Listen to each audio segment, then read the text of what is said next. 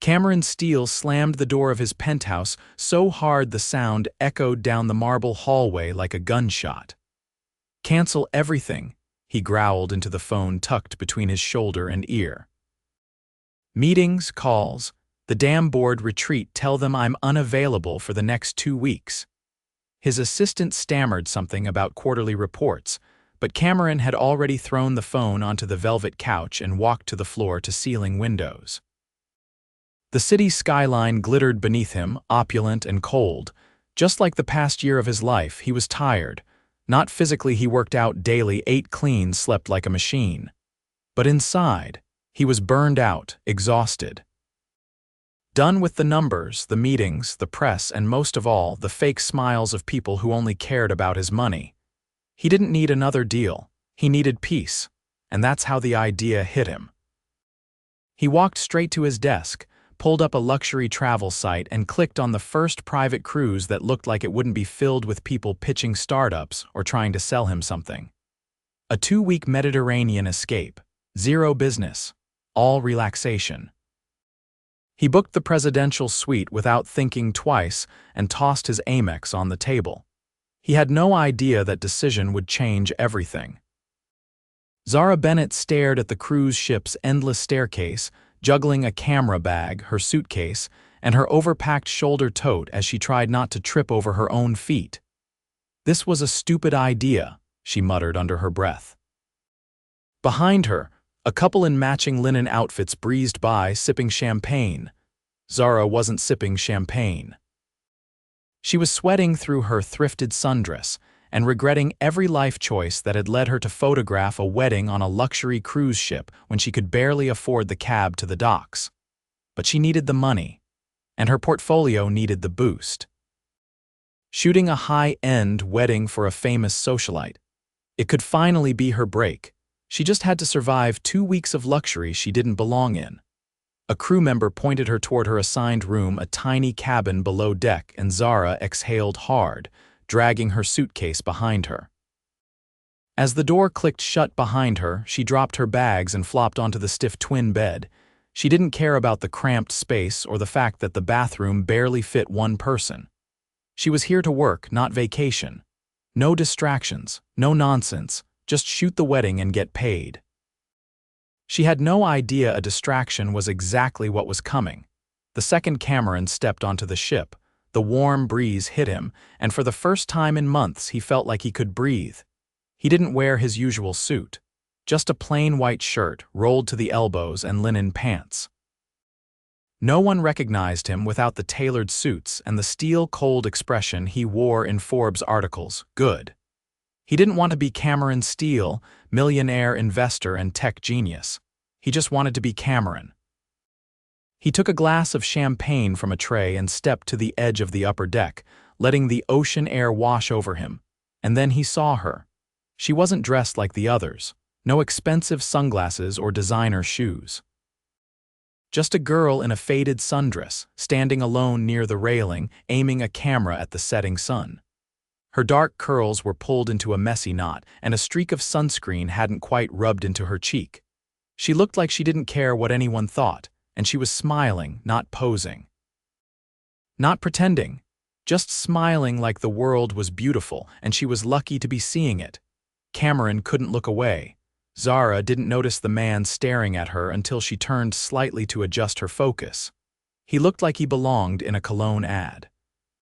Tousled dark hair, a sharp jawline, and eyes that didn't just look at you, they saw you. But what caught her off guard wasn't his looks. It was the way he was watching her, like she was the only person on the deck. She lowered her camera slowly. Hi, he smiled, and God help her, it was unfairly attractive. Hi, sorry, I didn't mean to stare. She tilted her head. You were definitely staring. I was. He didn't even try to lie. You seemed like you were actually enjoying the view. Well, I am. It's not every day I get to pretend I'm rich, his brow lifted. Pretend? I'm the wedding photographer, she said, gesturing to her camera. Trust me, I don't belong here, he grinned. Same, she laughed. Right. Let me guess you're here to escape the stress of your butler forgetting your caviar. He leaned on the railing next to her, still smiling. Actually, yeah, it's been a real nightmare. Zara rolled her eyes, but she was smiling too. I'm Zara, Cameron. They shook hands and something sparked. Not just attraction connection, something real, something unexpected. They bumped into each other again the next morning at the breakfast buffet. Zara had a plate full of fruit and eggs. Cameron had coffee and a croissant. He sat at her table like it was the most natural thing in the world. So what's the story? She asked, sipping her orange juice. You said you don't belong here either. He hesitated for a second. I just needed to get away from work, she nodded. What do you do? Investments, he said vaguely. Startups mostly, she laughed. So you're one of those guys who makes money off people with ideas. Something like that. He didn't want to lie, but he also didn't want her to change the way she looked at him. No hesitation, no calculation, just curiosity, and it was nice. Really, really nice. They spent the day together. First it was breakfast, then a walk along the upper deck. Then lunch at the ship's bistro, where Cameron insisted on ordering her the truffle risotto just because she said she'd never tried anything that expensive before. It tastes like creamy heaven, she said with her eyes wide. I'll add it to your tab, he teased. You're funny for a corporate guy. And you're bold for a photographer. That night, they watched the sunset together again, this time with 2 glasses of wine and a blanket he'd asked the staff to bring up just for her. Zara pulled it tighter around her shoulders, then looked at him. This feels weird. Why? Because it's easy, too easy, like I just met you and somehow I already trust you. Cameron looked at her, his voice low. Maybe that's what happens when you meet someone real. She didn't say anything. But she didn't look away, and neither did he. When Zara finally went back to her cabin, her heart was pounding.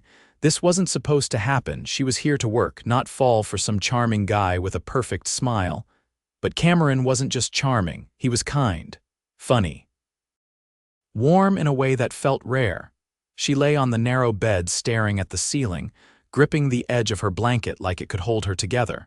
She was in trouble, big, beautiful, terrifying trouble, and she didn't even know his last name. Zara adjusted the lens on her camera as the wedding rehearsal began on the upper deck, sweat prickling along her collarbone beneath the harsh Mediterranean sun. The bride, a blonde heiress with a voice sharp enough to shatter glass, barked corrections at the planners while her groom scrolled through his phone behind his sunglasses. Zara kept her focus steady, capturing the tension with professional detachment. Her fingers ached from snapping so many test shots, but she didn't complain. This was her job, and she was good at it even if no one here cared about the woman behind the lens. No one except the man who had found her again that morning by the fresh juice bar and offered her a mango smoothie without asking. Cameron hadn't been in the rehearsal crowd, and she hadn't expected him to be. He didn't seem the type to chase social events. Still, her eyes kept drifting toward the shaded cabanas, hoping to catch a glimpse of him. You're new, a voice said beside her. Zara turned to find an older man in a crisp cream suit and sunglasses that probably cost more than her rent. His accent was English, but worn down by years of travel. I'm the photographer, she replied, polite but guarded. He extended a hand. Richard Langley, father of the groom. She shook it, trying not to wince as her camera strap tugged against her shoulder. Zara Bennett. Bennett, eh? You're not one of those influencers, are you? The ones who pretend to take pictures but are really just here for the champagne. No, she said flatly. I actually work. Langley chuckled, amused. Good, this ship's already full of people who don't. Zara gave him a tight smile and excused herself. She had no interest in mingling with the wedding aristocracy. She ducked into the shade, reviewing the shots she'd taken when a familiar low voice slid beside her. I missed the rehearsal. Did I miss anything spectacular? She didn't look up. Only a minor meltdown over flower placement and someone accidentally stepping on the bride's dog's paw. Cameron leaned against the rail beside her, watching the sea. Is the dog okay? The dog's fine. The planner may not recover. He grinned but said nothing, letting the silence settle between them. It wasn't awkward, it was Companionable like they didn't need to fill every space with words, Zara finally glanced toward him. "I thought you were off relaxing." "I was." "Then I realized I'd rather be wherever you are." She blinked, caught off guard. "You don't know anything about me." "I know you're not like the rest of the people on this ship. That's enough to make me curious." She hesitated, then gestured toward the spiral staircase. "Come on." "I need a break from the chaos. You up for some fresh air on the top deck?" He followed without a word. The uppermost deck was nearly empty, save for a few sunbathers asleep under wide-brimmed hats.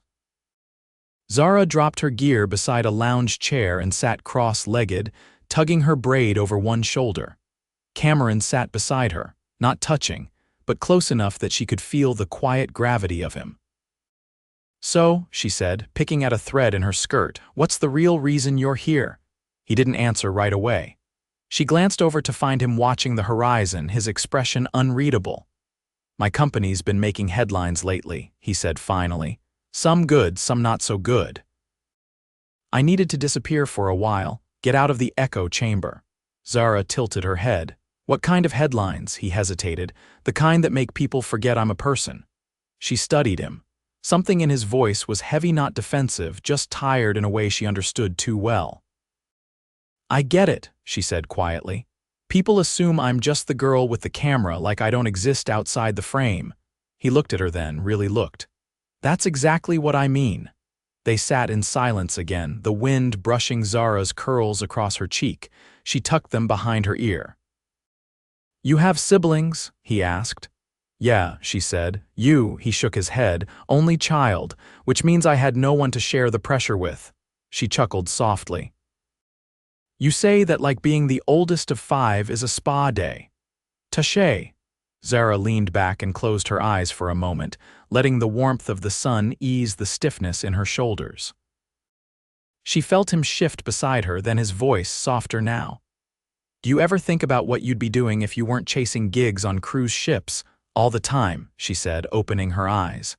"I'd open a studio, a real one, with whitewashed brick walls and big windows. Somewhere people come not because they have to, but because they want to be seen." He didn't laugh or nod politely, he just said, "You should do it." Her throat tightened. "It costs money and time and luck." Cameron turned toward her. "You've got the talent." "That's the only part that can't be bought." She looked at him then, really looked. "Why are you being so nice to me?" He didn't blink. "Because I want to."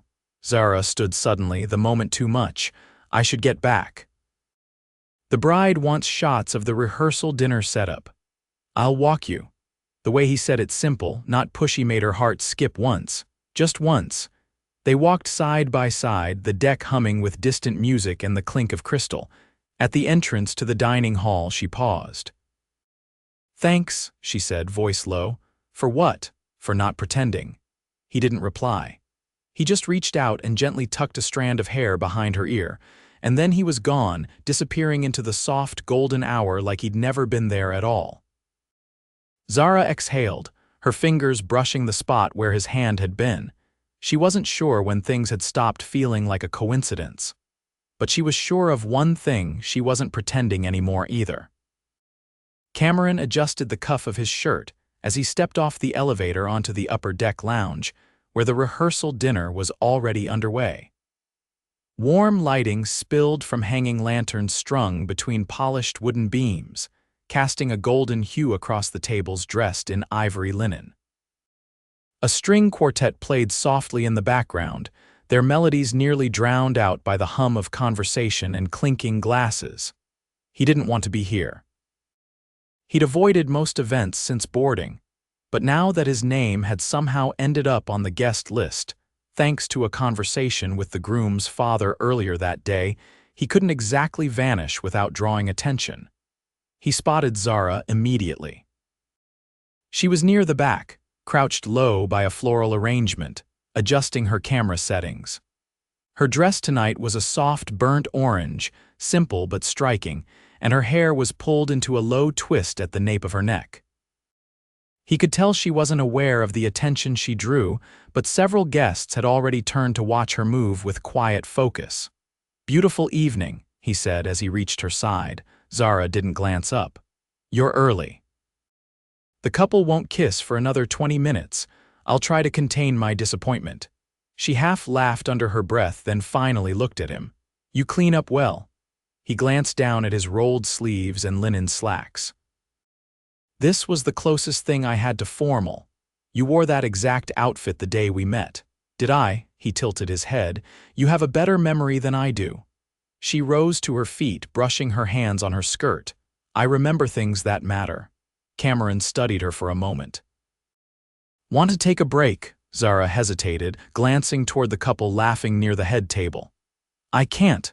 I need to get a few more shots before they start serving." He dipped his head slightly. "Meet me by the port rail after." She didn't answer right away. Then quietly, 5 minutes. When Cameron returned to the far rail overlooking the open sea, the moon was beginning to rise, casting a pale path across the waves. He leaned on the railing, watching the water in silence. Zara joined him wordlessly, her camera now slung across her back, hands tucked into the sides of her dress. "Do you miss it?" she asked after a while. "Miss what?" "Whatever you left behind to come here." He thought about that. "Sometimes. But lately, it feels like I left behind a version of myself I don't recognize anymore. I don't know if I miss him or if I'm glad he's gone." Zara turned to face him. "Why would you stop recognizing yourself?" Cameron's jaw tensed. "When your name becomes more valuable than your voice, people stop hearing you. You start curating your every word, every move, until one day you wake up and realize you're performing a life instead of living it." Zara looked at him carefully. "That's not something most people can admit. I didn't come here to keep lying to myself." She leaned against the railing beside him. "I know what that feels like in a different way. I've spent years chasing jobs that pay just enough to survive. I never thought I'd get comfortable sleeping with my camera bag as a pillow." Cameron's eyes flicked to her. "You shouldn't have to live like that." "I know," she said, not defensively, just plainly, "but people like me don't get the luxury of walking away from stress. We carry it around with us like spare batteries." He reached into his pocket, then paused. "Close your eyes." She arched an eyebrow. "Are you serious?" "Dead serious." She hesitated, then closed them. He gently placed something in her palm. "Open." Zara looked down to find a small, delicate silver pendant resting in her hand. It was shaped like a camera, the lens a tiny sapphire. "I saw it in the boutique on deck 2, he said. "It reminded me of you." "I can't accept this," she said immediately, though her fingers curled around it. "You already did." Zara shook her head slowly. "You don't even know where I'm from." "Then tell me." She studied him, then exhaled. "I grew up in a town no one's heard of, in a house that creaked when it rained. My mom worked 2 jobs and I helped raise my brothers. I used to shoot weddings for $20 and a slice of cake." He smiled softly. "And now you're here. Only because I underbid 5 other photographers just to land this gig." "Still," he said, "you're here, that's not nothing." Zara's voice turned quieter. "I don't want to be someone's charity case, Cameron." He stepped closer, his voice low but firm. "You're not. You're someone I admire." She blinked at him. "Why? Because you're real in a world that's been fake to me for too long." They stood in silence, the sea wind tugging at the strands of her hair that had escaped her twist. "I don't want to like you," she said suddenly. His eyes met hers. "Why not?" "Because this ends in a week. And I don't want to feel like I'm losing something I never really had." Cameron took her hand, the pendant still in her palm. "Then let's make this week count. No pretending, no performances." Zara swallowed hard, her fingers tightening around his. "Okay," she whispered. And for the first time since boarding, Cameron didn't feel like he was running from something. He felt like he'd finally arrived. A storm rolled in the night before the wedding. Not the kind that rattled windows or soaked decks. This one was quiet and cruel, wrapped in sharp words and deeper consequences. Zara was alone in the ship's small editing suite, sorting through rehearsal shots and adjusting lighting curves, when the door creaked open behind her. "I should have known," said a voice dry and biting. She turned, startled. The bride Genevieve Langley stood in the doorway, arms crossed, red lacquered nails tapping against her elbow. "I'm sorry," Zara asked. "You've been hanging around the guests a bit more than a staff member should, don't you think?" Zara's spine straightened. "I've only spoken to a few people outside of work hours." Genevieve stepped further inside, her heels clicking over the tile. "One of those people being Cameron Steele," Zara blinked. "I didn't realize that required your permission." Genevieve gave a laugh, all ice. "You clearly don't understand who he is." "I don't care who he is." "You should." She pulled a phone from her clutch and tapped the screen. Cameron Steele. Founder of Archer Tech. Portfolio worth over $300 million, and I'm guessing he hasn't mentioned that to you. Zara stared at the screen, her throat tightening. The image wasn't the man she knew, not exactly. This Cameron wore a tuxedo and the kind of expression that didn't soften for anyone. The article's headline mentioned mergers, lawsuits, and something about a hostile takeover. Genevieve's voice cut in. "He's not here on vacation. He's here running from his own disaster. You think you're special because he gave you some trinket and attention." "This is what he does." Zara said nothing. Genevieve's tone softened, falsely sympathetic. "I thought I'd give you the courtesy of hearing it from someone who knows the world he comes from. People like us don't stay with people like you." She turned and left without another word. Zara stood frozen, the glow of her laptop burning into her vision. Her hands were trembling, but she didn't notice until the cursor jumped across the screen. She hadn't asked about Cameron's last name. Hadn't cared. Now she wished she had. She left the suite without packing her gear, the unfinished edits left blinking on the screen. Cameron was on the observation deck, leaning on the railing, a glass of something amber in one hand. The wind was loud, but not loud enough to drown out her footsteps. He turned when he saw her, his expression shifting instantly. "You okay?" he asked. "Is it true?" she asked, stopping 3 feet away. His face didn't change, but the pause before he spoke was answer enough. "I wasn't hiding it," he said. "I just didn't want it to be the first thing you saw." "I didn't see it at all," she said, voice flat. "Genevieve showed me." He set the glass down on the ledge. "Zara, you let me talk about struggling to pay rent while you stood there in a shirt that probably costs more than my camera. I wasn't trying to make a fool of you. You didn't have to try. It happened anyway." He took a step toward her, but she held up a hand. "You don't get to fix this with gifts or pretty words," she said. "You looked me in the eye and let me believe we were on the same level. I never thought I was better than you, but you knew I would." The wind whipped between them, and the silence that followed hurt more than any of her words. She turned and walked away without looking back. The next morning, Zara didn't show up to the pre-ceremony portraits. Another photographer from the crew stepped in, clearly confused but too nervous to ask questions. Cameron noticed immediately. He scanned the deck, the corridors, even the lower levels, but she wasn't anywhere. Finally, he found her on a small, quiet balcony near the crew quarters, sitting on a bench with her camera beside her. "I was afraid you'd left," he said. "I should have." He sat beside her, not touching, just close enough that she could feel the weight of his presence. "I'm not good at this," he said, lying, being known. She didn't speak. "I built a company from nothing," he said. "I fought for every inch of success. But somewhere along the line, I stopped being Cameron and started being a brand. People pitch themselves to me before they even say hello.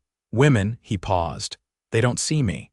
And I let it happen because it's easier than hoping someone might stay for the right reasons." Zara looked at him. "You thought I was different. I knew you were. That's why I didn't tell you. I wanted 1 week where I wasn't the man in the articles." She studied him. "You should have trusted me enough to tell me anyway." "I know." A long pause stretched between them before she whispered, "You made me feel seen." He turned his head slowly. "It wasn't a trick." "I know," he exhaled.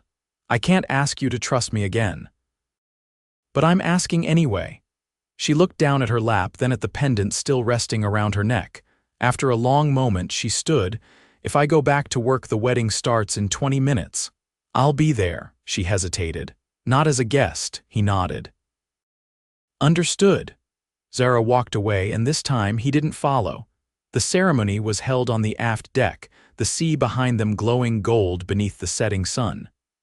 Zara moved like a shadow, quiet and precise, capturing everything with a calmness that belied the storm inside her. Cameron watched her from a distance. He didn't approach, he didn't interrupt, he just waited. When the first dance ended and the guests began to scatter toward the dessert bar, he stepped onto the dance floor and offered his hand. She looked at it, then at him. "I'm still angry," she said. "I can live with that." She didn't smile, but she took his hand. They danced slowly, the music soft and laced with strings. "I'm not asking for forever," he said quietly. "I'm asking for a chance to prove I meant every moment." Zara didn't answer right away. Then she said, "You'll have to meet my brothers, they're terrifying." He laughed, the sound low and real. "I look forward to it." A week later, as the ship pulled into port, Cameron handed her a small envelope. "I wanted to give you this last night, but you might have thrown it overboard." She opened it carefully. Inside was a lease agreement for a loft studio in the city, first year paid in full. She looked up, stunned. "It's not a gift," he said. "It's an investment in your talent, not your pity. If you want it, it's yours. If not, I'll tear it up." She blinked back something that felt dangerously close to tears. "You're serious?" "Deadly." Zara tucked the envelope into her bag. "I'll think about it," he grinned. "That's all I ask." Outside, the dock was crowded with families and porters, suitcases rolling over concrete. Zara stepped off the ship and turned back.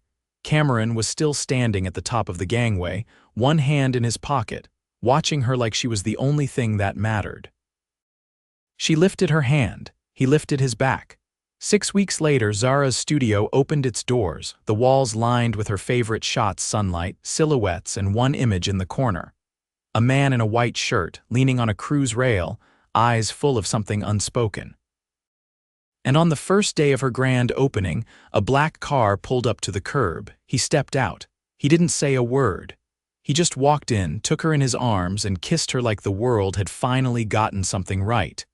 And this time, Zara didn't walk away. The morning light poured through the tall windows of the photography studio, casting soft beams across the polished floors and whitewashed walls. Zara stood barefoot in the middle of the space, still in her robe, coffee cooling in her hand as she stared at the framed print Cameron had hung the night before. It was one of her shots, not of him, not of a wedding, but of an elderly woman laughing on a Paris street corner, her hands thrown up in delight as pigeons scattered around her. Joy frozen in time, real, unfiltered, and alive. The studio had opened 3 months ago. The first client had walked in before the paint had fully dried. Since then, she'd booked families, artists, couples, a few musicians, and even a magazine shoot. She was still learning to balance the creative with the business side, but for the first time it felt like her life was hers. Behind her, the door creaked open. She didn't have to turn around. "You're not dressed," Cameron said, his voice warm with amusement.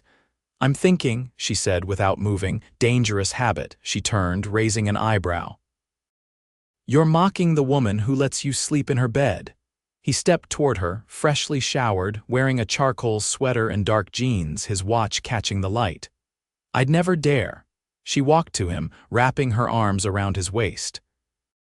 He kissed the top of her head before resting his chin there. "I'm nervous," she admitted. "You've shot dozens of weddings." "I know, but this one's different." He pulled back enough to see her face. "Because it's mine," she nodded. Their wedding was set for that afternoon. Not in a cathedral or on a yacht or in a ballroom, but in the garden courtyard behind her studio. She'd wanted something small, something completely real. Just family, a few close friends, flowers bought from the morning market, and a string quartet Cameron had insisted on because he claimed she deserved to walk toward him to music that didn't come from a Bluetooth speaker. She stepped away from him and looked back at the print. "I used to dream about this, not the wedding, the space, a place that wasn't borrowed, a place that felt like it belonged to me." He leaned against the door frame, arms crossed. "It always belonged to you, you just hadn't walked into it yet." She turned to him. "You never told me what made you look twice at me that first night," he smiled. You were barefoot, she blinked. What? Everyone else was in heels and designer shoes. You'd kicked yours off and were standing there, completely content, snapping photos like you didn't care what anyone thought. I thought that woman is free. I wasn't, she said quietly. Not then. You are now. Later that day, the courtyard buzzed with gentle laughter, the soft murmur of conversation, and the scent of jasmine drifting from the trellises. White chairs lined the aisle, petals scattered in soft curls across the ground. Her brothers, all four of them, stood near the back in mismatched suits, one with a crooked tie and another holding a toddler who wouldn't stop tugging at his hair. Zara adjusted the lace sleeve of her dress, standing just inside the studio doorway. The gown wasn't designer. She'd tailored it herself, using pieces of her mother's veil and a second-hand satin skirt. Yet when she saw herself in the mirror, she felt more beautiful than she ever had. Her mother touched her shoulder gently. Ready?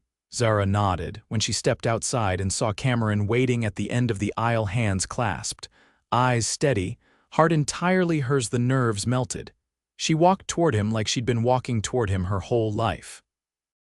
They exchanged vows beneath a canopy of soft white blooms.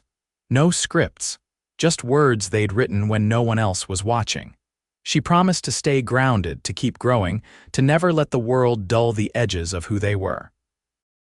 He promised to choose her every day, to protect her fire, and to be the place she could always come home to. When they kissed, it wasn't delicate or staged. It was full of all the things they'd been through, the trust they'd fought for, and the love that had taken root where neither of them expected.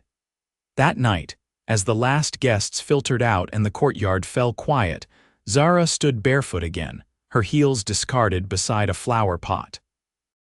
Cameron came up behind her, sliding his arms around her waist. "You're doing it again," he murmured. "What?" Thinking, she turned in his arms. "I was wondering if this is real." He touched her cheek. "It's the only thing that's ever felt real." They danced beneath the strings of lights, no music, no audience, just two people who had stopped running. A week later, they flew to Santorini, not on a commercial flight, but on Cameron's jet, though she still gave him hell about the extravagance. He didn't fight her, he just brought her coffee and handed her a leather-bound notebook. "What's this?" "For your ideas," he said. "You're going to need something to write them in when we open your second studio next year." She stared at him. "You want to expand? I want to give you the world. One location at a time." They spent the week exploring cobblestone streets, swimming in hidden coves, and eating olives and grilled fish on rooftops with views that looked like paintings. One night, as they watched the sun melt into the sea, she reached for his hand. "I never thought my life would look like this." He rubbed his thumb across her knuckles. "Neither did I, but I'm glad it does." "Me too." Zara rested her head on his shoulder, the breeze tugging gently at her hair.